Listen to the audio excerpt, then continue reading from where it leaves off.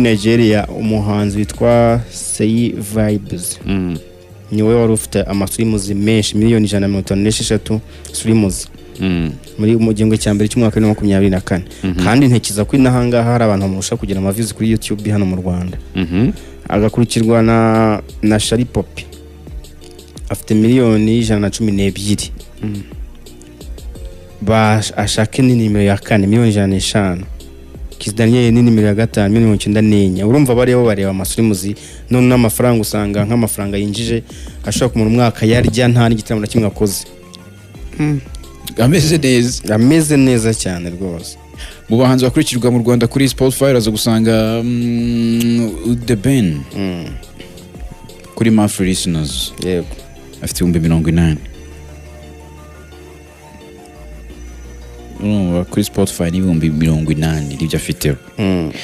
Kivumba kagira 13 bimukurikira nyine buri kwezi bumva indirimbo ze buri kwezi kuni abantu nyine bahora bumva ibihangano bye. Hanyuma kuri Bruce Melody akagira 223 yego. Kivumbi mu ndirimbo afite nkuko muri kubibona kuri YouTube nta yiruzuza 1M wait mwakunze 500 muri chat nyine nabashije kubona hanze iri kuri album ye naheruka ifite 82 mva ko yazamutse cyane Selfish ku 273 Keza ni mu ndirimbo ze nziza cyane nayo ifite ibihumbi bijya kuri 200 na so chat yo nuko imeze kwa mafrisi nazo bajya ku bihumbi 23 ubwo nuko bahagaze. The Ben rero nuko bimeze this is The Ben 80 afite indirimbo afite iri muri M ni why yarebwe n'ibintu miliyoni 3 n'ibihumbi 100 kuzamura iri hafi ni Lose Control naje gutungurwa nsanga na Meddy nawe era uploading ko bose barayifite cyangwa se afite shares birumvikana ko bayikoranye iri mu 1981 This is Love kumwe na Lima na Makura ikazafa ngaho hakaza Plenty imaze gucuranga inshuro zirenga ibihumbi 120 nibyo nabonye ahangaho kunyine kuba gucuranga izi ndirimbo ze kuri urubuga rwa Spotify nyine ubona ko account ye verified niyo nanyuzeho ni Forever niheruka ifite ibihumbi 200. Hanyuma twerekeza kuri Melody na okay Meddy urabona ko Meddy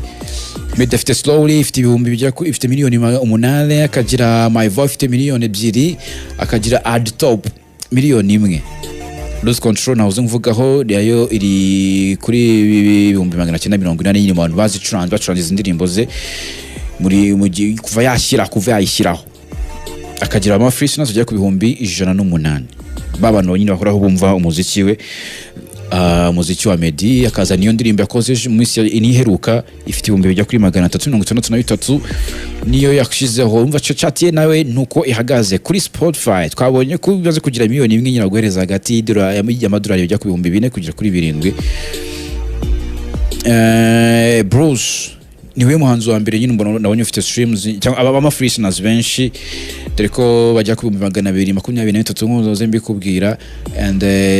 sawa iheruka yakoranye na Calligraphy Jones ifite miliyoni zira muri 3 Katerina miliyoni 4 When She's Around kagira 1 Katapiri kagira miliyoni 2. Iyo foto iheruka ntago ndikureba neza imibare kuri iyo foto n'indirimbo ya Bruce ashize hanze mu minsi ishize nayo haruko ihagaze kuri zijyanye na streams iyo foto bijya 58 urumva pondita aho bigeze 58 yes 58 Ben afite 28 urumva ko ahangaha yamusize mu kuntu hanyuma na Mafrish numva ko ari benshi cyane bitewe n'imibare ye n'indirimbo nyinshi afite collabo nyinshi bira collabo kunzi kuzamura cyane. Uyu musore yitwa LYL, uyu nguyu afite Mafrish nazira ku 151 urumva nubwo mu ntege za melody. Hanyuma nawe naje gutungwa sanga streams ze cyangwa se bumva ibihangano bye bari kubye cyane bari hejuru cyane, anga yakuye amafaranga menshi mu ndirimbo yakoze yitwa All the Way maze kujya streams ya kuri miliyoni 6, akaza yitwa Too Far Gone ingi maze kujya miliyoni 5, akaza yitwa Africa to the World miliyoni 9. Ine numwe banakomeye kuri Spotify n'umunyarwanda ariko usanga benshi batamuzi, yitwa LYL numwe banyamuziki bakora umuziki wa electronic cyane cyangwa se EDM zamumva zirimba neza cyane numwe banyamuziki dufite bameze neza. Hanyuma Mike Kayihura niwe muhanzi wenyine mu Rwanda dufite wagize streams nyinshi ku ndirimbo imwe yakoranye na Rick Hassan yitwa My Only Baby ni remix. Indirimbo bakoranye, iyi ndirimbo ifite miliyoni 26, abandi bose twavuze ziri muri 5 10 ikozamura ariko 26. Mike Kayihura indirimbo ko yekuye amafaranga menshi, nyamara Mafrish nazo afite 65 niho bamukurikira tuzana ikagira miliyoni 1, izindi ziri muri 900 yitwa Elevated ni 900, End Time 700, harimo Selfish ifite 73. Mike Kayihura rero nako hangaye sacamo agahigo nyuma yo gukorana na Rick Hassan wa Hey Nigeria. Bruce afite Joe Boy from Nigeria. Bivuze ko Bruce indirimbo isohotse ikaba nziza cyangwa se ikagira uko yakirwa hara muri Kenya, yazamura streams kuri Spotify zahita zizamuka cyane cyangwa se ikagira income imbere cyane, yizerera kuri zino platform kumva imiziki kurusha kujya kubireba. Hari n'abadafite ama YouTube ku matelefone yabo. Urabona Mike Kayihura niba yaragize miliyoni 26 za streams niwe muhanzi mu Rwanda. Hari n'abarusha mu karere, bivuze ngo uriya ntabwo uzamona nyine muri bwa butaramo bwo mu kabari niwe nyine